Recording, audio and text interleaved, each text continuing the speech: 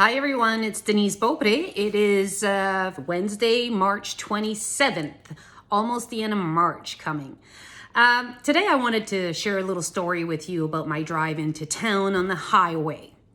Now, if you're like most people and like me, we get in our car, we go from point A to point B, and all sorts of thoughts come through our mind.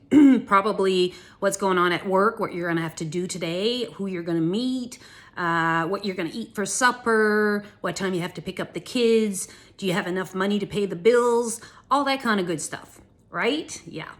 Anyways, this morning, as I'm driving down the highway, there's this electric car that drives by and passes me on the highway. And all of a sudden, I just started reflecting on the vision behind an electric car, the vision behind a car in general. You know, we've come a long ways from the horse and buggy, let's just say, and all the infrastructure that we're using every day. We typically go through life in a blur and we don't take the time to appreciate everything that we use or even think about how they were made or thought of. And, you know, at the end of the day, everything we use in the run of a day is something that was invented. Somebody had a vision. They just didn't appear in our lives without somebody thinking about it.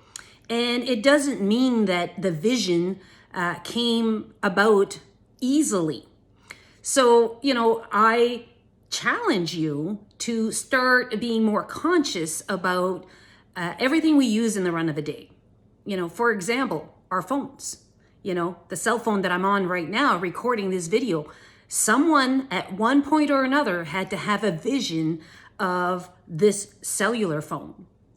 The chairs we sit on, the glasses we wear, the hair products we use, the makeup, the dishes that we use, everything had to start with a person having a vision and not worrying about if people are going to laugh at them or if they have enough money or if it's going to be ridiculous. They just went for it because they had faith and they had a vision. Now, this is exactly what I teach.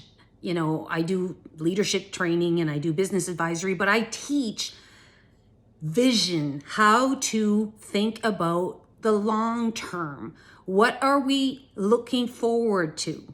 Is it that we want a new service or a new product? You don't need to be an inventor. You don't need to be intentionally creating something. Maybe it's something in your life.